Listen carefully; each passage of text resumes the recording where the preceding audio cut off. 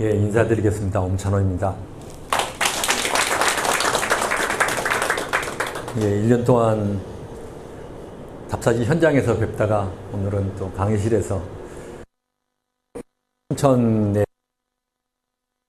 사적지와 관련되어서 이야기를 하게 됐습니다.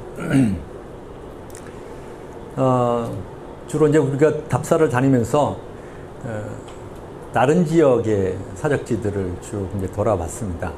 이제 물론 의아마케 답사에서 지난번에 한번 춘천 지역의 의병과 관련되어진 사적지는 돌아봤는데,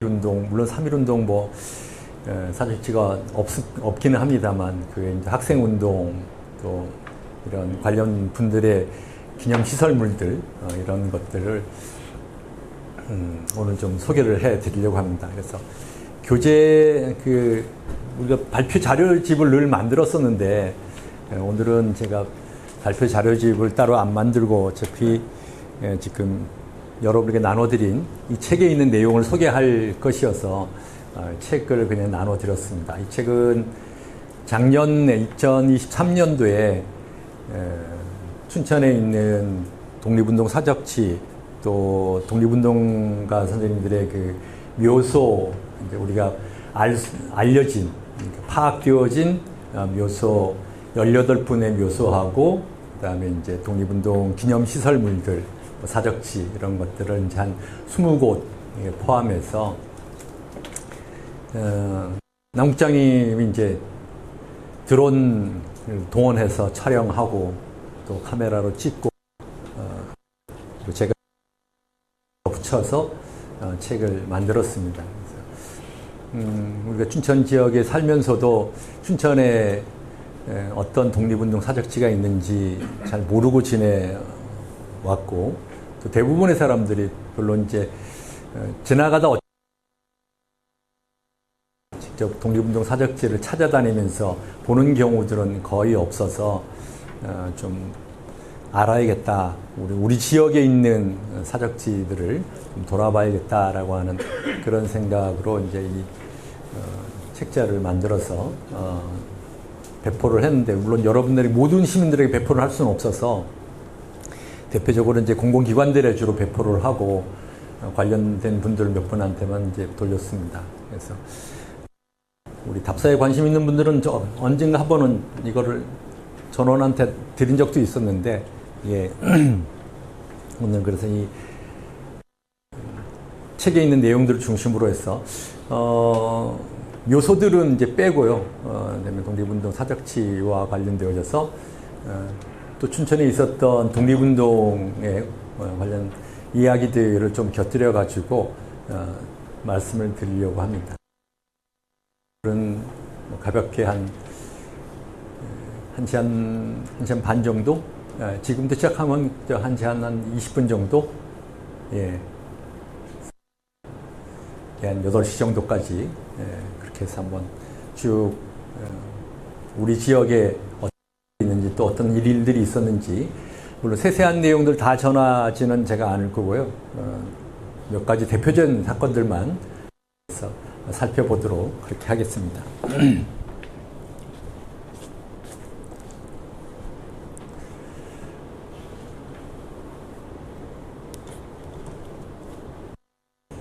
예, 우리가 독립운동이라고 이제 통상 얘기를 하지만 의병항쟁 독립운동이라고 이렇게 얘기를 하고 있습니다. 근데 엄격하게 말하면은 의병항쟁은 독립 아니죠. 예, 일제 강점되기 이전에 있었던 그런 항쟁이기 때문에, 그래서 이제 의병과 독립운동을 아울러서 표현할 수 있는 그런 용어가 뭐가 있을까 늘 이제 고민하고 있지만은 사실 그걸 합쳐서 하기는 쉽지 않은 것입니다. 그래서 이제 그냥 앞에 의병항쟁 또 의병전쟁 부분은 항일운동이다, 항일이다, 뭐 항쟁이다, 이제 그런 표현을 쓰고 있습니다. 그리고 이제 일제기 이후입니다, 이렇게 이제 표현하고 있어서, 그래서 항일 독립운동 이렇게 이제 얘기를 하고 있습니다.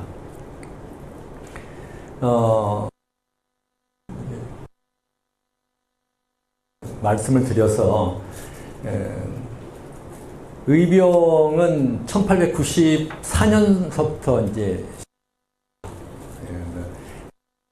하는데 1894년 안동 지역부터 이제 의병 항쟁이 시작됐고 그래서 그것이 1914년까지 거의 한 20여 년 동안 이제 의병 항쟁이 있었죠. 크게는 이제 전기 의병하고 후기 의병으로 이렇게 나누어서 1894년서부터 시작돼서 95년, 96년, 97년까지 있었던 이 의병을 전기 의병, 대체적으로 이제 우리가 을미의병이라고 하는 말로 많이 불렀죠. 그래서 을미의병, 전기의병에 해당되는 시기고요. 그 다음에 이제 1905년에 을사늑약이 체결되면서부터 의병이 이제 다시 본격적으로 일어나게 되는데, 실질적으로 의병이 일어난 것은 1904년서부터 이제 또 의병이 일어나기 시작합니다. 그러니까 그게 거기부터 이제 후기 의병이라고 하는데, 그래서 원래 이제 을사의병, 그다음에 1907년서부터 본격적으로 일어나기 시작한 의병을 정미의병이라고 이렇게 분리시켜서 얘기를 하는데, 사실 을사의병서부터 그 이후에 이제 1910년, 뭐 1914년까지 이어지는 의병들은 특별하게 시기 구분을 하기가 매해 계속 쭉 이제 의병 항쟁이 이어졌고, 또 지역별로도 또 의병장들별로도 그렇고 쭉 이어서 의병 항쟁을 전개시켰기 때문에 어느 시기가 뭐 몇 년도 의병 항쟁이다, 또 어느 지역의 의병 항쟁이다 이렇게 얘기하기가 좀 어려워서 통상적으로 후기 의병이다 이렇게 이제 얘기를 하고 있습니다. 그래서 전기 의병과 후기 의병으로 이렇게 이제 나누어서 얘기를 합니다. 그래서 우리 춘천 지역에서도 전기 의병부터 시작해가지고 후기 의병까지 쭉 의병 항쟁이 있었습니다. 그래서 전기 의병은 뭐 여러분 이제 아시는 것처럼 1895년에 명성황후가 시해되면서부터 이제 의병들이 본격적으로 일어나기 시작한 거죠. 앞에서 말씀드렸던 1894년에 안동 지역에서 의병이 일어났다라고 하는 말씀은 1894년에 일본이 경복궁을 점령을 했습니다. 동학농민 항쟁이 일어났을 때 1894년에 동학농민군이 이제 동학농민혁명을 일으켰는데, 그런데 관군이 동학농민혁명군을 막아낼 수가 없었어요. 그래서 정부에서 청나라한테 도움을 요청했는데, 청나라가 우리나라한테 군사를 파견하면서 그 일본에게도 통보를 했습니다. 일본과 청나라 사이에는 1884년에 갑신정변이 일어났을 때 그 갑신정변을 청나라 군대가 진압을 하면서 맺은 조약이 하나 있었습니다. 천진조약이라고. 그 조약에 의해서 조선에 서로 청나라나 일본이 군대를 파견할 경우에는 상대국에게 먼저 통보하고 군대를 파견한다라고 하는 조항을 넣었어요. 그래서 1894년에 동학농민 항쟁 때 이제 조선 정부에서 청나라 군대에 도움을 요청하니까 청나라 군대도 군사를 파견하면서 한 가지 염려를 했습니다. 일본과 전쟁을 하면 어떡하지? 이제 이런 고민을 했어요. 그럼에도 불구하고 조선과 청나라는, 중국은 오랫동안 서로 그 사대와 자서의 관계를 갖고 있던 번방 지역에서 중국이 조선을 도와주는 것은 당연한 문제다. 그래서 이제 군사를 이제 파견하죠. 파견하면서 일본에다가 통보를 하니까 일본이 청나라 군대보다 하루 먼저 우리나라의 군대가 들어오게 됩니다. 파견해버려.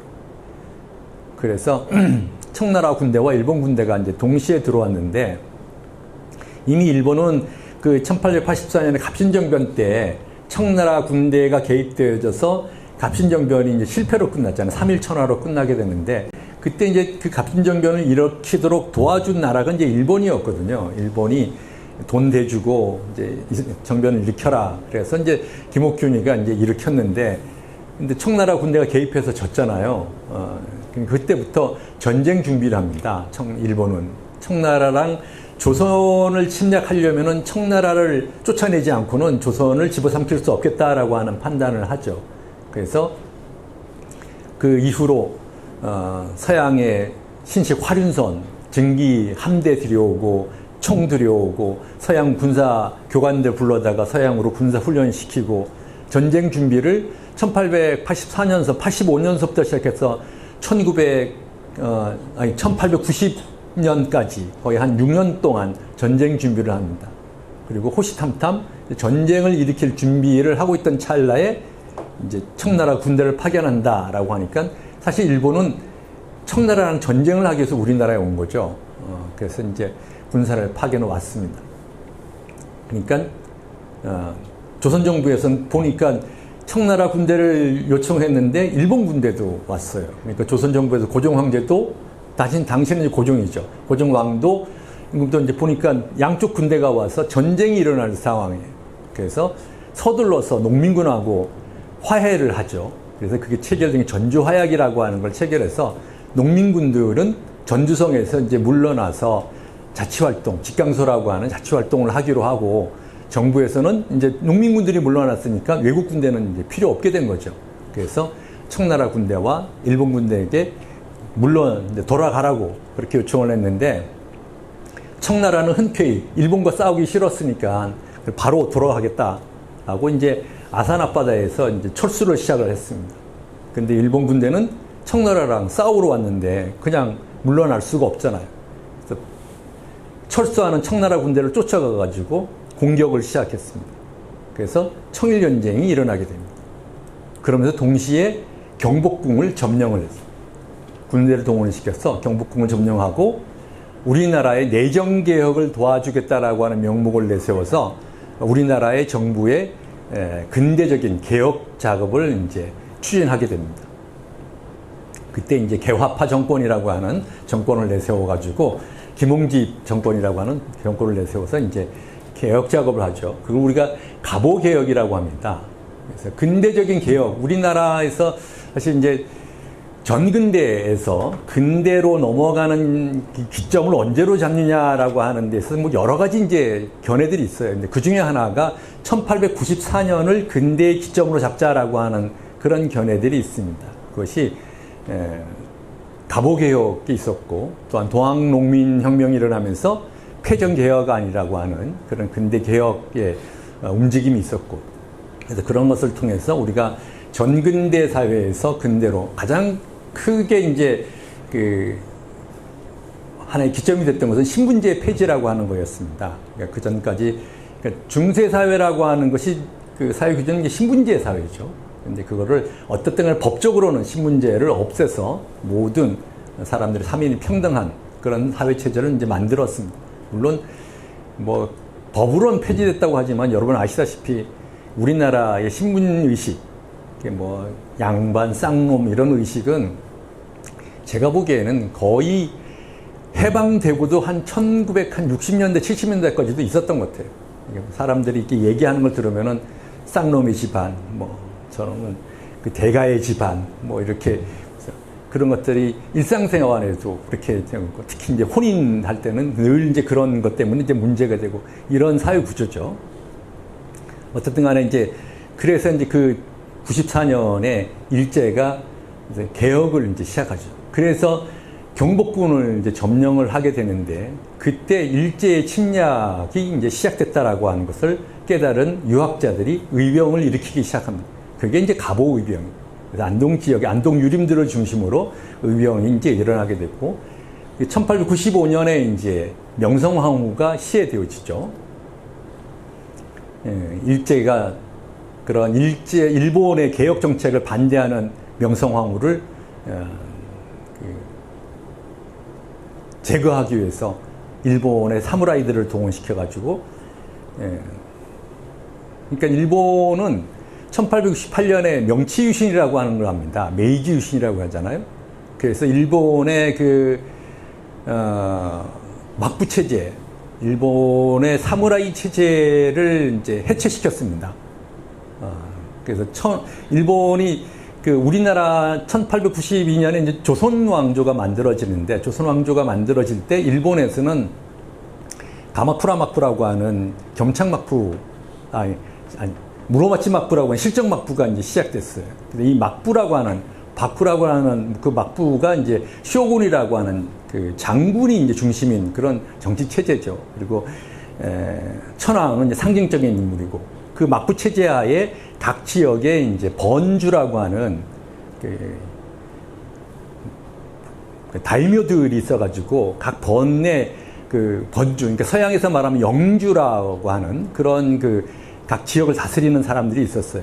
그래서 이제 일본은 그 천황과 장군, 그 다음에 각 지역의 번주에서 이런 어떤 봉건 체제가 이제 만들어져 있었는데 1868년에 그 봉건 체제를 이제 없애버린 거죠. 없애버리고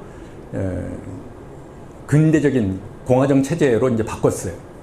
근대 개혁제를 그래서 근대적 정치 체제로 이제 바꿔진 거죠. 폐번치현이라고 하는데 그 번을 없애버리고 현을 설치했다라고 하는. 그래서 번을 다 없애버리니까 그 번주를 중심으로 해서 그 형성되어 있던 사무라이 계급들이 할 일이 없어졌어요. 번주들이 없어졌으니까. 그러니까 이 사람들이 불황자가 됐어요. 일본 사회에. 그래서 그 당시를 묘사하는 일본의 사무라이 영화들이 많습니다. 그런 것이 다 그런 떠돌이하는 사무라이들이 이제 주인공으로 해서 만들어진 영화들이 많이 만들어졌는데 그 사무라이들이 떠돌이 생활을 하고 뭐 불황자가 되니까 일본 사회에서 골칫거리가 된 거죠. 그래서 이 사무라이들을 어떻게 할 것이냐. 그런 그 방안 중에 하나가 조선으로 쫓아내자라고 하는 거예요. 조선을 점령을 해서 조선에다가 사무라이들을 이주시키자. 일본 내에서는 땅덩어리도 쫓고 있는데 그 사람들한테 뭐 농토를 줄 수도 없고 그러니까 일본을 조선으로 이민시켜가지고 조선에 살게 하자. 이제 이런 생각들을 하게 됩니다. 그러면서 이제 우리나라에 대한 본격적인 침략이 시작된 거예요. 그래서 이제 경복궁을 점령하고 명성황후를 이제 시해를 하죠. 시해하고. 그리고 이제 을미개혁이라고 하는 2차 개혁을 또 추진시켰습니다. 그래서 그때 나온 정책 중에 하나가 이제 이 상투를 자르는 것. 예. 그래서 단발령이 이제 내리죠. 그래서 그런 그 연유로 인해 가지고 유학자들이 본격적인 의병에 이제 나서게 됩니다. 그게 이제 을미의병이라고 하는 1895년 말부터 음력으로 11월쯤부터 시작되어지고 양력으로는 1896년 1월부터 이제 본격적으로 각 지역에서 의병 항쟁이 시작됐습니다. 그래서 우리 춘천에서 제가 어제 졸면서 썼더니 또 잘못 썼네요. 1896년입니다. 1896년 1월 18일 의병이 이제 시작됐습니다. 춘천에서는 뭐 정인회라든가 성익현, 박현성 이런 그 춘천의 이제 유림들이죠. 유학자들. 그다음에 가정예 고흥유씨 집안의 분들. 그다음에 여기 강촌 지역의 전주 이씨 집안의 분들. 그다음에 뭐 여러 이제 춘천에 살던 여러 이제 유림들이 모여가지고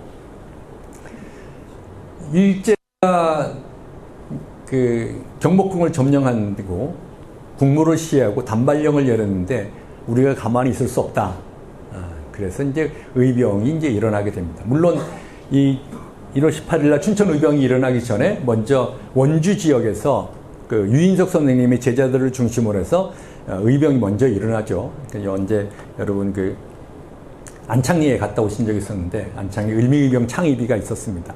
그래서 을미의병 창의비 거기서 이제 먼저 의병이 일어나고 그래서 그 의병들은 원주에서 의병을 일으켜서 제천, 단양, 충주 이쪽 지역에서 이제 전투를 이어가게 되고 그리고 이제 춘천에서 그래서 의암 선생님께서 원주 지역에서 이렇게 화서 유생들이 의병을 일으켰으니까 춘천 지역에도 의병을 일으켜야 되지 않겠냐 이런 편지를 보내요. 그래서 이제 그런 계기로 해가지고 춘천에서도 이제 의병이 본격적으로 이제 일어나게 됩니다. 그래서 한 1000여 명의 의병들이 동참해서 이 이제 춘천 지역에 의병이 모였는데 문제는 이제 이분들이 각자 뭐 독자적인 공부를 하시던 분들이니까 또 뭐 전쟁을 해봤던 분들도 아니고 학자들이잖아요. 그래서 이렇게 모이니까 완전 오합지졸이죠. 뭐 전쟁을 해본 적도 없고 뭐 그런 어떤 단체로 어떤 규율을 만들어가지고 뭘 해본 적도 없고 그런 분들이니까 그래서 전체를 이끌어 가실 분이 필요하겠다. 논의되신 분이, 추대된 분이 이제 이소홍 선생님이죠. 그래도 왕족이시고, 전주시 집안이니까 왕족이시고, 또 춘천 지역에서 명망이 있는 분이니까 이소홍 선생님을 모셔서 의병장을 추대하자. 원래 이제 이소홍 선생님은 유인석 선생님께 말씀하셨던 세 가지 방향, 거의소청, 의병을 일으켜서 일본 놈들을 쫓아내자라고 하는 것, 그 다음에 거지수국, 하나는 이제 중국으로 망명해 가서 뜻을 지켜가자. 또 하나는 세 번째는 이제 자정수지, 그래서 스스로 자결해서 뜻을 지켜가자라고 하는. 그런데 이소홍 선생님은 나는 자정하겠다, 자결하겠다. 그런데 그 마음의 준비를 하고 있었던 이제 그런 상황이었어요. 그런데 이제 제자들, 문인들이 이제 쫓아와가지고 춘천에 의병들이 모여 있는데 이끌어줄 대장이 필요합니다. 그래서 이제 이소홍 선생님이 대장에 이제 참여를 하시게 됐어요. 그래서 춘천 의병을 이끌게 됩니다. 그래서 춘천 의병 천여 명은 이제 먼저 봉의산에 올라서 거의 서천지에 의병을 일으켰다는 것을 하늘에 맹세하는 제사를 이제 봉의산에 올라가서 봉의산 산신에게 제사를 드리죠. 그 우리나라의 이 학문 종교가 참 특이하죠. 사실 유학하시는 분들이 뭐 산신한테 제사를 드린다라고 하는 게 사실 학문적으로는 안 맞는 얘기잖아요. 그래도 불구하고 우리나라는 이제 그런 것들이 잘 이제 결합되어 있는 거죠. 그래서 하늘에 제사 지내고 이제 본격적으로 활동을 해서 춘천 관찰부 관할을 점령을 했습니다. 관찰부 관할가 어디에 있었는지 아시죠? 춘천 관찰부 관할. 지금 도청자리잖아요, 그죠? 예, 도청에 이제 춘천에, 그러니까 춘천이 도호부였었는데, 그러니까 그 강원도의 관찰부는 이제 원주에 있었잖아요, 그죠? 강원도 600년 도읍지라고 하는 원주가 쭉 강원도에 이제 관찰사가 있던 관찰부였습니다. 근데 1896년에 을미개혁이 있다고 그랬는데 그 을미개혁하면서 우리나라 지방제도가 바뀌었어요. 고쳐졌습니다. 그래서 도제가 없어졌습니다. 팔도를 해체시켜버리고 전국을 23개의 부로 나눴습니다.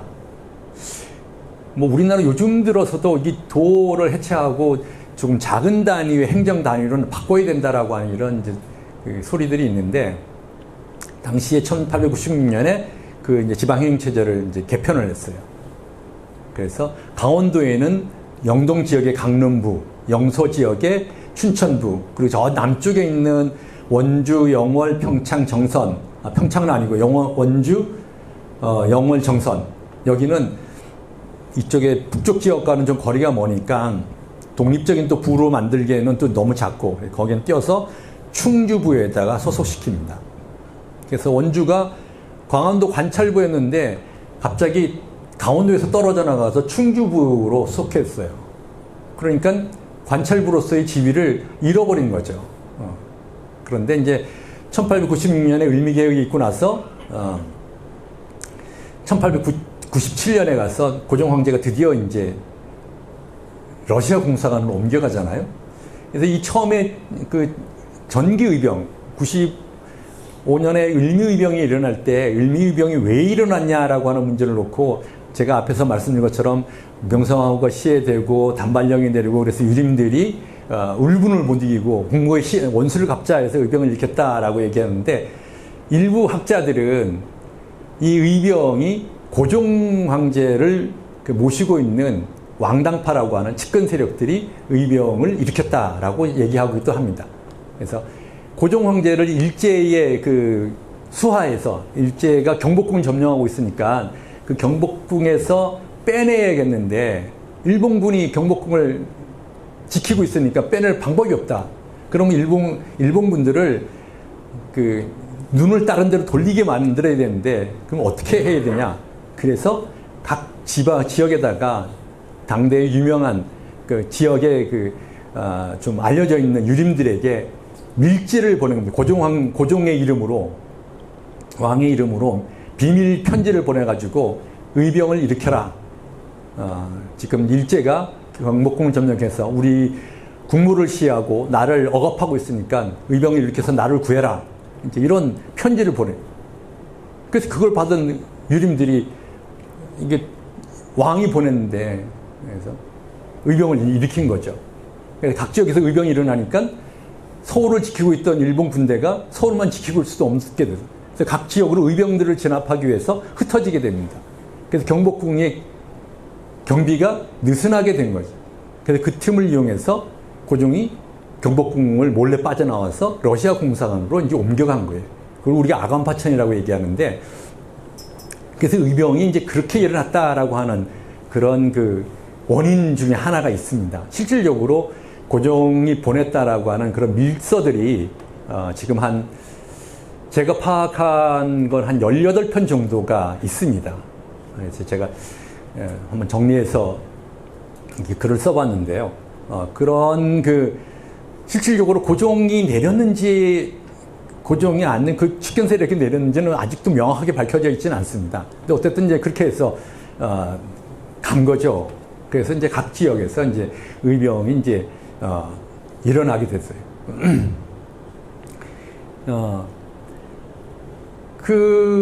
뭔 얘기하다가 여기까지 왔지? 예. 그래서 춘천 관찰부를 이제 점령을 하게 되는데 그래서 고종이 이제 아간 파천을 해서 러시아 공산으로 갔습니다. 러시아 공산으로 가서 을미 개혁으로 인해서 해체됐던 지방 제도를 다시 고치게 됩니다. 그래서 도체제로 복귀를 시켜요. 도체제를 복귀시키면서 팔도 체제였는데 이제 나누어서 5개의 도를 남북도로 나누죠. 남북도로 나눠서 13도 체제를 만들었습니다. 13도 체제를 만들어서 다시 도체제로 이제 복구시키는데 강원도는 그냥 이제 하나로 두죠. 그러면서 관찰부는 춘천에다가 계속 유지하게 됩니다. 강릉 관찰부는 없애고 춘천에 관찰부를 계속 두게 되는 거죠. 그래서 춘천 관찰부가 남아있게 됩니다. 근데 여기 지금 춘천 관찰부는 1896년에 춘천에 이제 관찰부가 이제 만들어진 거죠. 그래서 이 춘천 관찰부를 점령을 하고 춘천의 각 관하에 있던 토지 문서라든가 노비 문서들을 소각을 시켰습니다. 그리고 춘천 관찰사로 이제 춘천에 관찰부가 만들어졌으니까 관찰사가 새로 파견이 됐습니다. 조인승이라고 하는 관찰사가 파견되어져서 서울서부터 내려오다가 춘천 관찰부가 의병들에서 점령되어 있으니까 춘천에 못 들어오고 저기 당림리에 와가지고 머물러 있었어요. 석파령을 넘어서 이렇게 들어와야 되는데 석파령 고개 올라와서 보니까 이제 소식을 듣고 다시 이제 뒤돌아서 가지고 당림리 가서 숨어 있었습니다.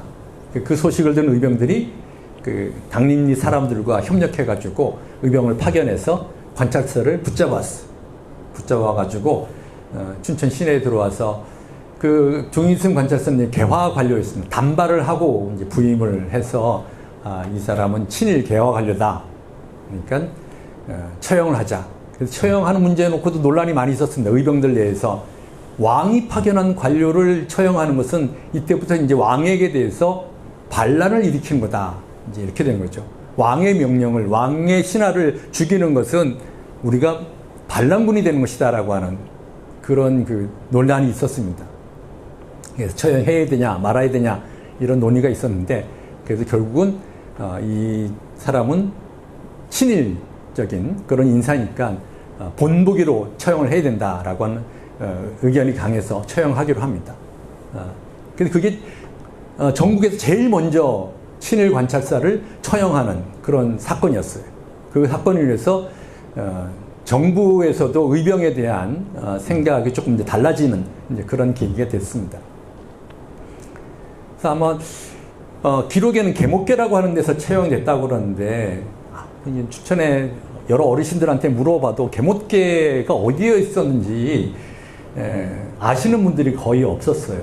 근데 뭐 여러 이야기를 들어서 생각해 보건데, 저게 그 중앙로 끝지점에, 지금의 농협 중앙에 있는, 아원 중앙에가 있는 그 끝지점 내려가서 연못이 하나 있었다고 합니다. 그래서 그 연못이 계목계가 아닌가, 이제 이렇게 이제 판단을 하고 있어서, 그러니까 뭐 추정을 하는 거죠. 추정해서 아마 그쯤에서 어디서 처형을 하지 않았을까 이렇게 생각이 됩니다. 관철사를 처형하는 그런 사건이 있었고요. 그 이후로 이제 의병들은 전열을 가다듬어서 서울, 국왕을 구하기 위해서 이제 서울로 진격하여 가야죠. 가다가 가평에 이르러서 가평 버럽산에서 관군이 이제 의병을 진압하기 위해서 관찰사를 처형했으니까 관군이 내려오게 되죠. 그래서 관군과 싸우다가 버럽산 전투에서 패퇴했습니다. 졌습니다. 춘천으로 다시 들어와가지고 약사원, 지금 약사리 곡에 있는 중림동 성당에 있는 그 이제 산등성에다가 진을 쳤다고 합니다. 그래서 그 당시에 이제 그곳에 외부에서 이제 손님들이 오면은 손님들이 묵는, 그러니까 뭐 지금은 관광객들이 호텔에 묵지만은 그런 외부에서 오는 사람들이 묵을 수 있는 여관들이 이제 몇 군데, 지금은 여관이지만은 그때는 뭐 어쨌든 간에 객주점, 뭐 객사, 뭐 그런 것들이 이제 몇 군데에 있어서 의병들이 이제 거기를 이제 점거하고 머무르면서 이제 싸우게 됩니다. 그래서 약사원에서 이제 진을 쳤는데 곧이어서 이제 관군이 따라오니까 그리고 싸우다가 결국 이제 춘천 의병은 졌습니다. 지고 이성웅 유병장이 많은 병사를 잃게 되니까 병사의 보충을 하기 위해서 맹영제라고 하는 사람을 찾아가게 됩니다. 지평 쪽에서 포군들을 거니고 있던 그 명령을 찾아갔다가 오히려 그 사람한테 체포가 돼서 감옥에 갇히게 됩니다. 그러니까 나중에 이제 유인석 선생님께서 그 사람을 보내가지고 명령제로부터 이송을 이제 빼내와서 그때부터 이송 선생님은 유인석 선생님을 따라서 호자 의병진에 이제 참여를 하게 됩니다. 그래서 그 이후에 이제 그 친척 동생이었던 이진흥 의병장이 춘천 의병을 이끌었다가 전사를 하게, 뭐 이분은 이제 싸우다가 총을 맞아서 이제 현장에서 전사를 하셨고요. 그 다음에 이제 또 이경우 의병장이 맡아서 춘천 의병을 이끌다가 춘천에서 결국은 패퇴하고 강릉 지역으로 가서, 강릉 지역에는 당시 민용호 의병장이라고 하는 분이 이제 의병을 이끌고 있었는데 그분은 이제 강릉을 근거지로 해서 원산을 공격하려고 하는 그런 이제 준비를 하고 있었습니다. 그래서 그 민용호 의병진에 이제 합류해서 싸우다가 나중에 이제 민용호 의병진도 뭐 일본군을 상대로 싸우기에는 의병들의 무기라든가 뭐 전술이라든가 여러 가지 부분에서 부족한 점이 많았기 때문에 승리할 수가 없었죠. 그래서 결국 이제 민용호 의병진도 패퇴해서 강릉으로 돌아오면서 춘천 의병진은 자연스럽게 이제 해산되고, 물론 여러분 아시는 것처럼 당시 이제 유인석의 호자 창의진도 제천과 충주에서 싸우다가 져서 서북 대인군이라고 하는 것을 통해서 중국으로 망명하시게 되잖아요. 춘천 의병 가운데서 일부 세력들은 유인석 선생님을 따라서 그렇게 이제 호자 창의진에서 함께 활동하시다가 그다음에 이제 중국으로 망명해 가시고 그러면서 전기 의병의 춘천 의병은 이제 해산하게 됩니다. 그 봉이산에 있는 봉이산 순의비입니다. 물론 이 순의비는 고려 말에 몽고가 치어들어왔을 때 그 몽고의 침략을 막기 위해서 춘천 사람들이 봉이산성에서 치열하게 전투했다. 그러다가 이제 싸우다가 전원이 다 몰살당하는 사건이 있었죠.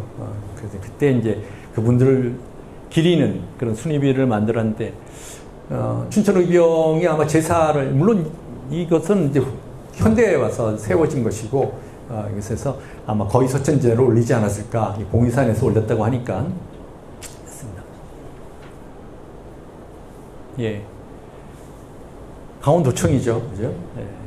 그래서 원주나 강릉은 이제 옛 관아터들을 복원을 해서 관아를 다시 정비를 했습니다.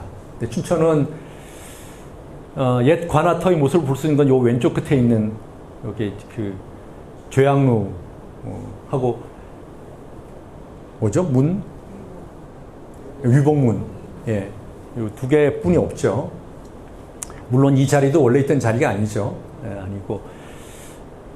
그래서 또 그 춘천도 이제 도청이 옮겨간다고 하니까 여기 옛 관아를 복원하자라고 하는 그런 이야기도 있는데, 이제는 이 건물이 일제 시기에 이제 지어진 건물이어서 근대 문화재로 또 지정이 되어져 있어요. 그러니까 그 문화재를 해제시키고 또 부수고 이제 그래야 되는 문제가 있고, 물론 춘천 같은 경우에는 이 도청 건물이 들어서면서 옛 관아터의 흔적들이 거의 이제 없어졌습니다. 원주나 강릉 같은 경우에는 그 터가 이제 있어서 발굴을 이제 하면서 옛 건물들의 주춧돌이라든가 뭐 주초석이라든가 이런 걸 확인해서 건물의 형태가 어떻다라고 하는 것을 이제 알 수가 있었기 때문에 이제 복원이 가능했는데, 춘천은 어떨지 잘 모르겠어요. 뭐 기하 구조까지 다 이제 파괴가 되어진 상태이기 때문에 그래도 옛 관아터를 복원하는 게 좋지 않겠는가라고 하는 그런 견해도 있긴 합니다. 그래서 어쨌든 간에 이제 이곳에 이제 있던 춘천 관아를 의병들이 이제 점령을 했던 것이죠. 예, 이게 이제 글씨가 전혀 안 보이는데, 예, 남산면에 있는 습제 이송 선생님의 공적비죠. 여기 이제 공적비가 이제 있고, 요 옆에는 이제 이송 선생님의 시비. 남산 도서관 앞에 이제 있습니다. 예, 남산 도서관 앞에 춘천 의병을 기리기 위한 그런 기념 시설을 이송 선생님 기념시설을 이제 만들어 놓은 거죠. 여기가 이제 그 강촌입니다. 강촌에 여기 새로 생긴 강촌 역사죠. 그래서 이쪽 길이 그 구곡폭포 올라가는 길입니다. 이쪽 밑쪽에 이제 강촌에서 옛 강촌역에서 들어와가지고 강촌 시내를 가로질러서 이제 가정리 쪽으로 가는 길이 있는데, 거기서 구곡폭포로 올라가는 길 꺾어 들어가다가 여기 오른쪽에 공터가 있습니다. 여기가 이송 선생님의 집터였다고 합니다.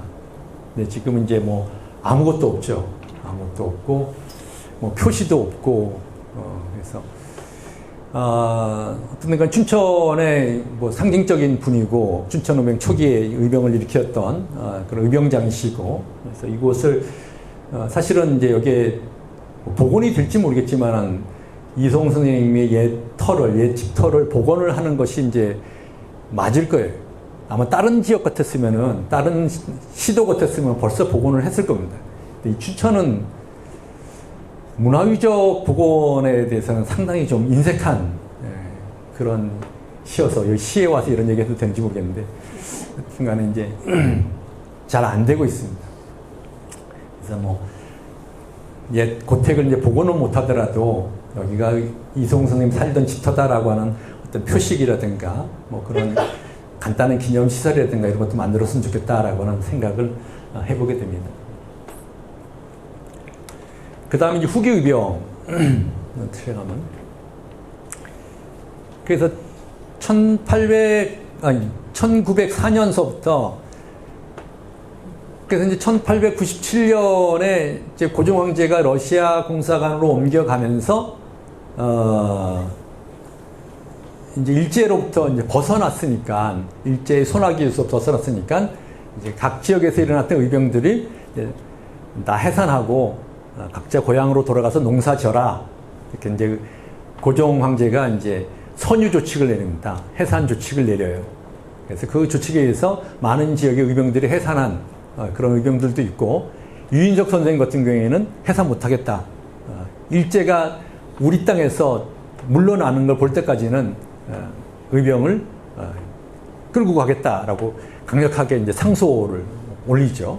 그리고 이제 각 지역을 다니면서 계속 의병 투쟁을 하시다가 결국은 이제 중국으로 가서 국내에서는 더 이상 의병 그 일제와 싸워봤자 계속 그 무모한 의병들만 희생을 당하게 되니까 좀 더 우리도 이제 무기를 좀 확보해가지고 조직적인 싸움을 하자라고 한 뜻에서 중국으로, 만주 지역으로 이제 망명을 가게 되시죠.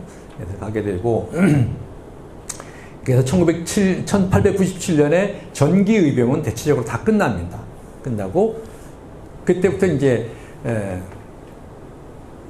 한반도 내에서는 일본의 본격적인 조선을 집어삼키기 위한 그런 그 작업이 시작돼요. 그래서 우리나라 조선은 일제 손아귀로부터 벗어나면서 우리도 일본이라든가 중국과 같은 대등한 그런 그 어떤 위치에 있자. 그래서 이제 그 조선이라고 한 국호를 버리고 뭐로 바꿨어요? 예, 대한제국이라고 황제의 나라라고 바꿨습니다. 우리도 이제 왕이라고 부르지 말고 황제라고 부르자. 그래서 고종 황제가 그 원구단에 지금 조선호텔에 있는 서울에 명동 조선호텔에 있는 거기에 원구단에 있습니다. 황구단이라죠. 황구단에 가가지고 하늘에 제사 지내고 이제 우리도 천황을 칭하겠다. 중국도 천황 황제가 있고 일본도 천황이라고 하니까 우리도 황제라고 하겠다. 그래서 이제 대한제국 고종 황제 이렇게 부르게 되죠. 그리고 명성황후 돌아가신 명성황후도 복원시켜서 민비해서 그래서 이제 명성황후라고 그렇게 이제 호칭을 바꿨습니다. 그런데 이제 그 이면에 이제 일본은 우리나라를 그래서 이제 일본은 우리나라를 이제 당연히 이제 삼킬 줄 알았는데 먹어치울 줄 알았는데 러시아가 이제 등장을 했어요. 근데 러시아랑 당장 싸우려고 생각해 보니까 당시 러시아는 세계 강대국이고 제국주의 국가고 또 강력한 해군을 가지고 있고 뭐 러시아의 그 막대한 그런 군사력이 있으니까 이길 수 없겠다라고 생각해서 러시아와 일본이 그 협상을 하죠. 조선을 어떻게 할 것인가. 그래서 일본이 러시아한테 조선은 일본이 점령할 테니까 러시아는 만주 지역만 차지하시오.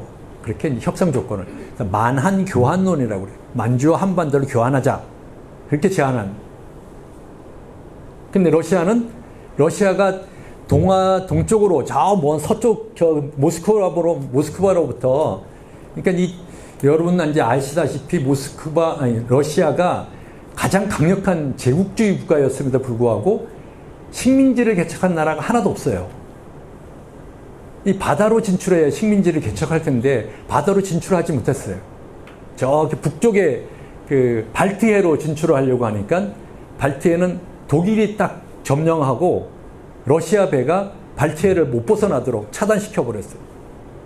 그래서 그 다음에 그 러시아가 생각한 것이 흑해를 통해서 지중해로 나아가야겠다라고 생각해요. 지금 전쟁을 일으키고 있는 우크라이나 지역 거기 이제 흑해를 통해 가지고 터키 지나서 이제 지중해로 나가겠다라고 한 판단을 냈는데 지중해는 터키를 영국이 지배하고 있어서 영국이 그 흑해에서 지중해로 나가려면은 그 마라마라 해협이라고 하는 해협을 하나 통과해야 되는데 그 해협을 차단시켜버려요. 그러니까 러시아가 바다로 갈 수 있는 길이 없어요. 그래서 그 먼 시베리아를 지나서 블라디보스토크까지 온 거예요.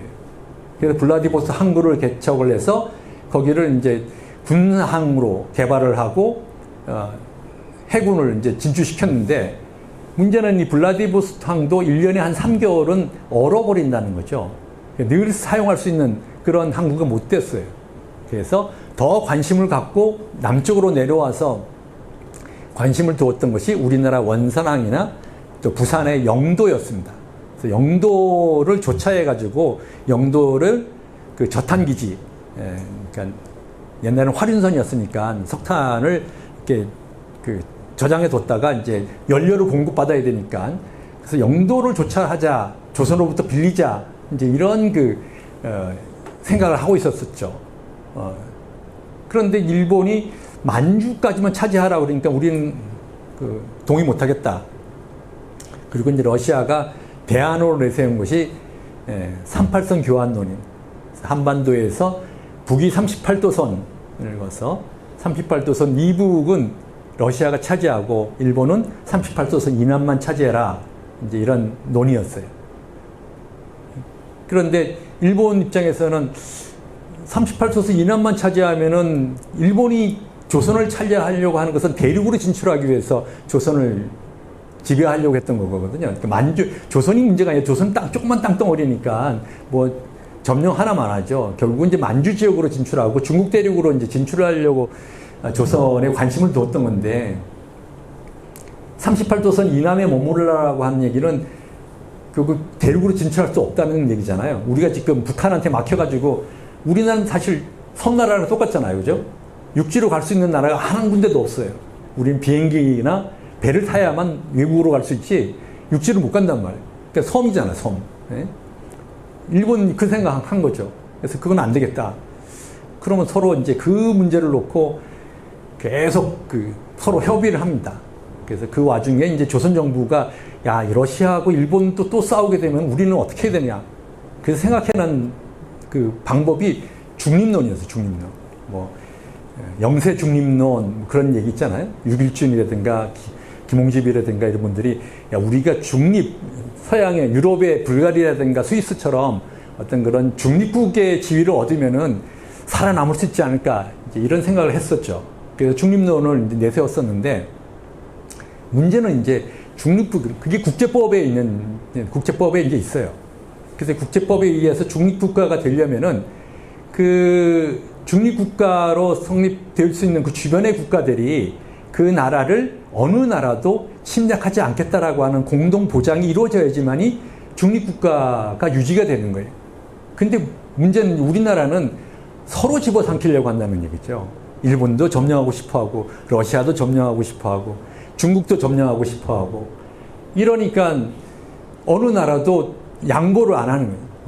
그러니까 전쟁이 일어날 수밖에 없는 그런 상황이에요. 그래서 그런 논의가 있다가 결국은 1904년 들어서 일본이 무모하지만 러시아랑 어쩔 수 없이 싸우겠다라고 생각해서 여순저 중국의 요동반도 끝에 있는 여순 여순 감옥에 있는 그 여순 지역에 러시아 함대가 있었는데 그것을 이제 일본이 공격하기 시작하면서 러일 전쟁이 일어나게 됐죠. 1904년 2월 달에 이제 러일 전쟁이 일어나겠는데 그 러일 전쟁이 일어나면서 그런 상황을 이제 우리나라 유학자들도 다 알죠. 정부에서도 알고. 그래서 일본을 막아내야 된다. 그런 생각에서 의병들이 다시 일어나기 시작합니다. 우리 강원도 지역에서는 원주에 원용팔 의병장이라고 원용석 의병장이라도 하는데 그분이 이제 주천 지역에서 사람들을 모아서 의병을 일으킬 그런 준비를 해가게 됩니다. 근데 춘천 지역에서는 당시에는 이제 의병이 일어나지 않았습니다. 그때부터는 이제 중기의병이다 이렇게 얘기하고 그래서 1905년에 을사늑약이 체결되어져서 결국 우리나라의 통감부가 만들어졌어요. 그러면서 본격적으로 전국의 최익현 의병장도 의병을 일으키게 되고 각 지역에서 이제 의병들이 이제 일어나게 되죠. 그러다가 이제 1907년에 그러니까 을사늑약이 체결되고 나니까 고종 황제가 이 을사늑약은 우리가 체결한 것이 아니라 일본에 의해서 강제로 체결됐다. 그러니까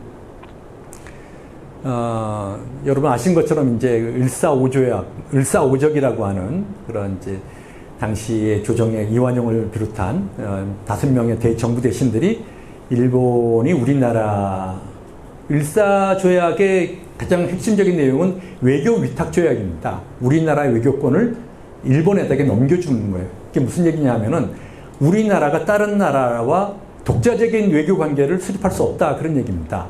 다른 나라와 외교 관계를 수립하려면은 일본 정부에다가 먼저 통보하고 일본 정부의 허락을 받고 외교 관계를 해야 된다 그런 얘기입니다. 그러니까 그건 우리나라 외교적인 자주권이 없는 거죠. 설령 일본이 우리나라를 공격하려고 하는데 그 청나라에서 좀 도와주십시오. 이 얘기를 우리가 청나라에다 바로 할 수 없다 그런 얘기입니다. 일본에 물어보고 이제 해야 된다는 얘기죠. 이게 말이 안 되는 얘기잖아요. 일본이 우리나라를 침략하려고 해서 청나라한테 도움을 요청해, 미국한테 도움을 요청해야 되는데 일본한테 물어보고 하면은 일본이 하라고 하겠어요? 그러니까 그게 이제 그 을사늑약의 이제 핵심적인 상황입니다. 사실 을사오적이라고 하는 그 분들 정부 대신들도 처음엔 다 반대했습니다. 당연히 고종 황제도 반대하고 아무도 허락을 안 했어요. 그러니까 이등박문이 몸이 달아가지고 정부 대신들 퇴근도 안 시키고 밤새도록 회의를 해가지고 결국 강제로 이등박문이 계속 이제 요구를 하니까 고종 황제는 더 이상 이등박문을 이제 안 만나주죠. 나는 그 이등박문의 요구를 들어줄 수 없다. 이제 당신 안 만나겠다. 그래서 이등박문의 면회 요청을 거절합니다. 근데 이제 그래서 결국은 이제 8명의 정부 대신들이 모여서 회의를 하는데 3명은 극렬하게 반대를 하니까 3분은 붙잡아다가 감옥에 가둬버리고 그다음에 5명에게 위협을 해가지고 강제로 이제 그 찬성하도록 만들어서 조약을 통과시켰어요. 그 조약을 통과시키고 그러면 조약을 만들어야 협약문을 만들어야 되는데 협약문을 만드는데 외무 대신에 도장이 필요했습니다. 근데 외무 대신이 애초에 조약을 허락할 상황이 아니었기 때문에 도장을 안 가져갔어요. 그러니까 일본 놈들이 외무부에 가서 외무 대신에 도장을 강제로 또 훔쳐다가 도장을 찍었어요. 그래서 을사늑약이라고 하는 이유가 이렇게 일본에게 우리나라의 국권을 늑탈당했다. 그래서 이제 늑약이라고 이제 얘기하는 겁니다. 그러니까 우리나라 정부에서 을사늑약을 체결해 준 적이 없어요. 그거는 이제 일본에 의해서 날치기 처리되어져서 가짜로 만들어진 조약인 거죠. 그거 을사늑약뿐만 아니라 그 앞에서 만들어졌던 한해의정서라든가 을사늑약, 1907년에 맺었던 정미 7조약도 마찬가지고 1910년에 체결됐던 한일병합조약도 마찬가지입니다. 똑같아요. 그래서 이제 그런 우리나라의 억울한 사정을 세계 각국의 고종 황제가 밀사를 파견해가지고 알리죠. 특사를 파견해서. 그러니까 일제가 고종 황제를 강제로 쫓아내죠. 쫓아내고 순종 황제를 이제 즉위시켰어요. 그리고 우리나라의 군대도 해산시켜버렸습니다. 그래서 이제 의병들이 본격적으로 일어나게 되는데 그 의병이 후계 의병, 1907년부터 일어나기. 그래서 춘천에서는 여기 제가 유홍석 선생님을 중심으로, 외당 선생님이죠. 윤희순 의사의 시아버지 유홍석 선생님을 중심으로 해서 유중학, 유영석, 유재권, 박선명, 박화지 이런 분들을 중심으로 해서 1907년 8월 달에 가정리 황골에서 약 600여 명이 모여가지고 의병을 일으키게 됩니다. 그래서 의병을 일으키고 다시 이제 춘천을 점령하기 위해서 춘천을 공격했는데, 춘천 들어오다가 진병산, 저기 김유정 마을에서 신남에서 저쪽에 산포로 빠져나가는 그 이제 코너에, 거기에 이제 그 자락부터 시작해서 저기 원창고개까지 이어지는 그 산기슭이, 거기는 이제 금병산이라고 얘기하죠. 금병산인데 이제 진병산이라고 이제 얘기를 하는 겁니다. 그래서 그 전투에서 거기가 그러니까 남면 쪽에서, 강촌 쪽에서 춘천으로 들어오는 유일한 길이었습니다. 지금은 의암댐 쪽으로 다녔지만은 거기는 워낙 벼랑이 심해서 당시에는 다닐 수가 없었어요. 그래서 이제 올 수 있는 방법이 그 덕두원에서 석파령을 넘어가지고 당린리에서 석파령을 넘어서 덕두원에 와가지고 배 타고 이제 춘천으로 들어오는 길이 하나 있었고, 그러니까 육지로 들어오는 길은 이쪽으로 통해 남면 8mm 쪽으로 통해가지고 진병산 쪽으로 그 신남으로 들어오는 길밖에 이제 없었던 것이죠. 근데 그 고개에서 이제 관군과 만나가지고 이제 싸워서 거기서 이제 지게 됩니다. 그 다음에 후기 의병들은 역시 또 이제 서울 공격하기 위해서 가평 쪽으로 가다가 가평 주길리, 여기 이제 버럽산 밑에 있는 동네입니다. 주길리 전투에서 또 이제 패퇴하게 되고, 그래서 이제 이 후기 의병도, 춘천의 후기 의병도 이제 해산되게 됩니다. 근데 이 가정리의 후기 의병은 가정리 여인의 꼴에 의병 훈련장을 만들어서 의병들을 훈련시켰다. 또 화약 제조장을 만들었다라고 하는 것이 춘천의 특징이죠. 그 다음에 지용기라고 하는 게 서면 방동리 출신 의병장입니다. 이분이 사창리가 지금은 이제 화천 땅이 됐지만은 이 당시에는 이제 춘천이었습니다. 춘천 땅. 사창리에서 약 800여 명의 의병을 모아가지고 또 의병 일으켰어요.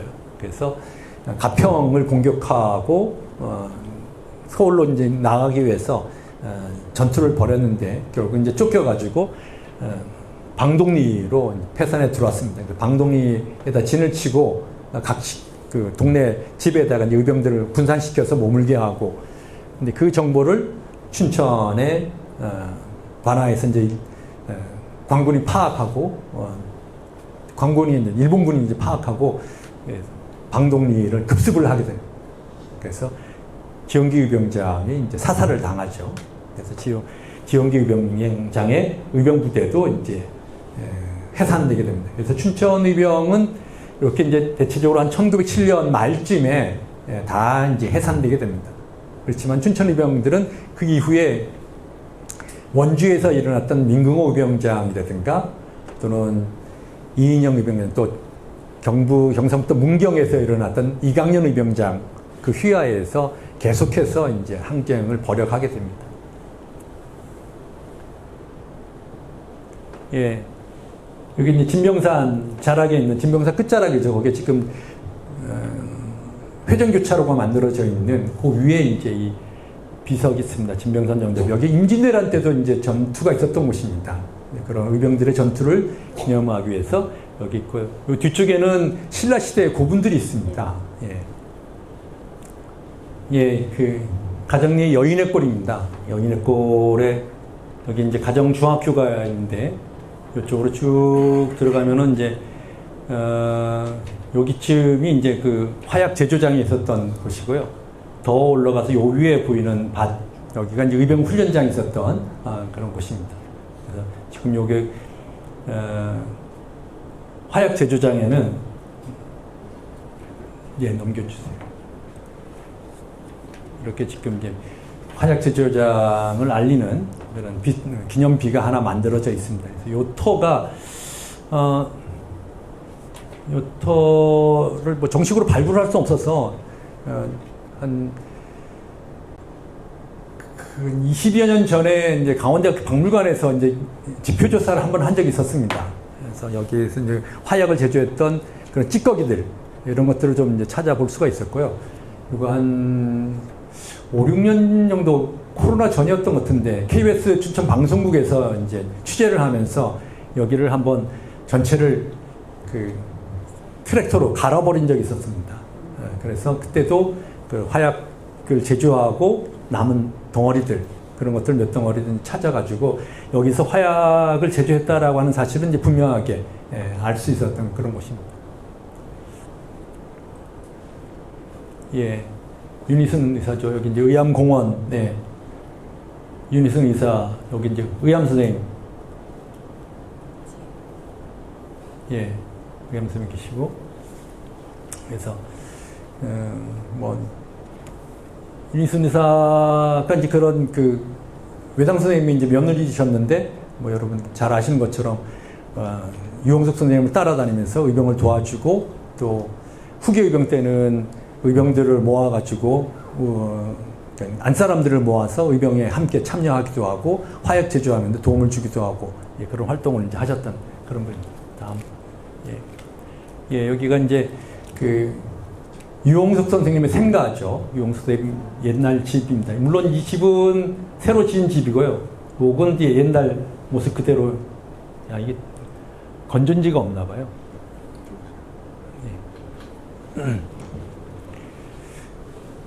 예, 저기 바깥쪽에 있는 건물들은 이제, 그리고 안쪽에 이제 건물은 뭐 새로 진 건물이어서, 한 3년 전에 정부에서 여기를 이제 문화재로, 근대 문화재로라도 지정을 해야겠다라고 해서 이제 조사를 한 적이 있었는데, 워낙 전체가 훼손이 많이 된 상태고, 또 지금 현재 살고 있는 분들도 문화재로 지정되어지는 것도 원치 않고, 그래서 지금은 이제 문화재로 지정을 하지는 이제 못했습니다.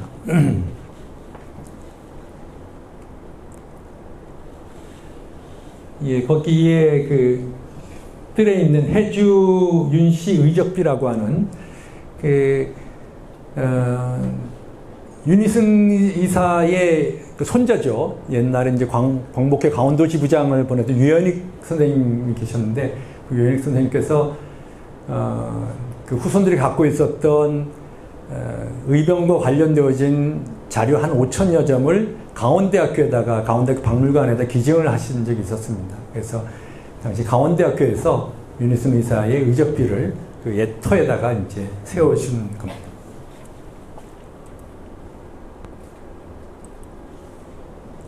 예, 안사람 의병가를 기념한 이제 기념 노래비죠. 예. 예, 유인석 선생님의 동상입니다. 의암공원에 있는 예, 의암기념관입니다. 의암생 요소가 있는 지역인데 2003년도에 여기 이제 성역화 사업을 통해 가지고 지금 같은 이제 의암기념 이게 이제 우리 사업이 춘천 의병마을에서 하는 사업인데 춘천 의병마을이 처음 출발한 데가 이제 여기죠.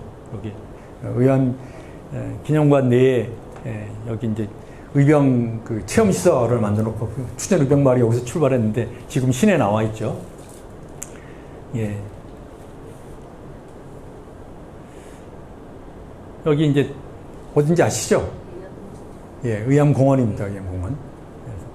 여기 의암공원은 의암댐과는 이제 한글은 똑같은데 한자는 다르죠. 의암댐은 오드이자의 바위암자인 의암댐이고, 예, 여기는 이제 의암 선생님, 유인석 선생님의 호, 의암 선생님의 호를 따가지고 의암공원이라고 이제 하고 있습니다.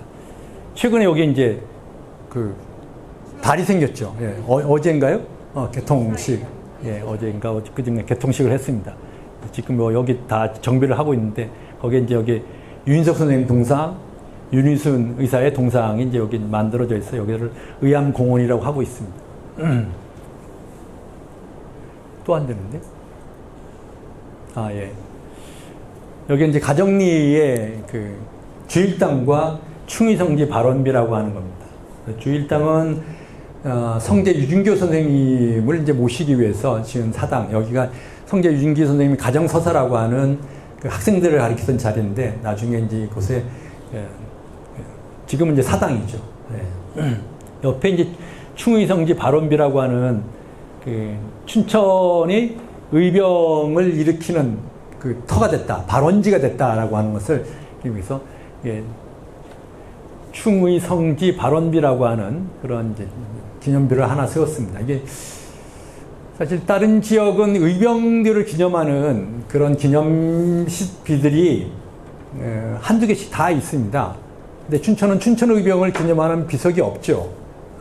그래서 이것도 이제 앞으로 우리가 만들어야 될 그런 과제인데, 여기 이제 그나마 그 몇몇 분들이 뜻 있는 분들이 충의성지 가정리를 어떻든 간에 충의성지라고 하는 것을 표시하기 위해서 지금 이제 만들어 놓은 그런 기념비죠. 이게 뭐 잘 안 되지? 예, 여기 가보셨나요, 여러분? 이제 기억이 가물가물하시죠? 여기 옛날엔 반드시 이제 가정리를 가려면은 여기를 넘어 다녔는데 최근에 이 밑에 이제 굴이 뚫혀져 가지고 이 고개를 안 넘어가죠, 그죠? 소주고개라고 하는 고개인데 소주고개를 안 넘어가니까 위에 이런 그 시설이 있는지도 전혀 모르죠. 그래서 지난 여름에 그 여기 몇몇 분들이 가서 풀 완전히 덮여 있었던 털을 다 지금 풀을 깎아가지고 그나마 이제 지금 모습처럼 이렇게 볼 수가 있습니다. 거기를 이제 소주고개였는데 그 소주고개를 남면 지역이 충의의 고장이다. 그래서 충의고개다. 충의현이라고 하는 그런 이름으로 바꾸고 거기에 이제 충의현 비를 이제 세워놓은 겁니다. 그 자리에 여기 이제 한서 남궁옥 선생님의 추모비도 있습니다. 여기 한서 선생님이 이제 홍천 모고 와서 모고 학교를 개설할 때 이 후동리에 와서도 학생들을 가르치는 그런 그 시설을 만들어 있어서 후동리에서도 학생들을 가르쳤기 때문에 그분을 이제 기념하기 위해서 이 충의현 꼭대기에다가 이 추모비를 이제 세워둔 겁니다. 근데 이 길을 안 다니니까 완전히 잊혀져 가지고 풀숲에 이제 묻혀 있는, 그래서 여러분 또 굴로만 빠져다니지 마시고 가끔 가다가 이제 이 고개도 한번 올라가 보시고 그러면 좋지 않을까 생각합니다. 의병 얘기만 제가 1시간을 해가지고 3.1운동과 학생운동 얘기는 간단하게 하고 지나가겠습니다. 예, 춘천의 3.1운동, 사실 춘천은 3.1운동이 이렇게 뭐 거세게 이제 일어나지 않았습니다. 우선은 이제 3.1운동의 시발점이 됐던 국사봉 망곡내, 여러분 국사봉 가보셨나요? 예, 마을 뒷수 안에서 많은 분들이 가보셨을 텐데 고종 황제가 돌아가셨죠. 그래서 1919년 1월 달에 1월 말에 이제 고종 황제가 승하를 하셨습니다. 그러니까 그런 당시에는 뭐 정근대 시기에는 왕은 국부라고 생각해서 나라의 아버지라고 생각하니까 많은 유림들이 고종 황제를 곡하게 해서 고종 황제를 이제 추모제를 지내기 위해서 일제가 방해를 하니까 아무데나 모일 수 없고 그래서 몰래 모인 장소가 국사봉이었어요.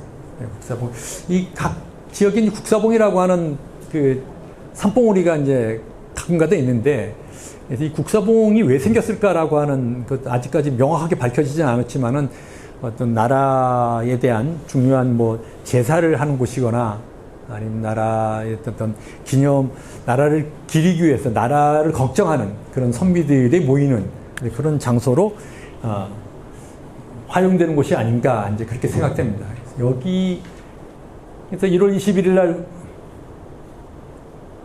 고종황제가 승하하니까 국상 산제를 거행하기 위해서 국사봉에 이제 이 춘천 주변에 이장들과 유학자들이 모였습니다. 그래서 약 200~300명이 모여가지고 역할을 맡아서 제례도 지내고 또는 추모하는, 옛날에는 이제 그 만사를 바치잖아요. 사람이 죽으면은 그분을 추모하는 시를 지어서 이제 그거를 뭐 뒷대에다가 걸어서 이제 바치기도 하고 그러는데, 그거를 장례 행렬에 이제 같이 이제 들고 나가기도 하고 그러는데, 그런 시를 지어서 추모하는 행사를 그렇게 갖게 됩니다. 그래서 국상기간 3월 1일까지 이제 국상기간이었죠. 40여일 동안 여기서 이제 집회를 매일같이 가졌습니다. 그래서 이것이 이제 춘천에 3.1운동이 일어나게 되는 어떤 하나의 근거가 되는 거죠.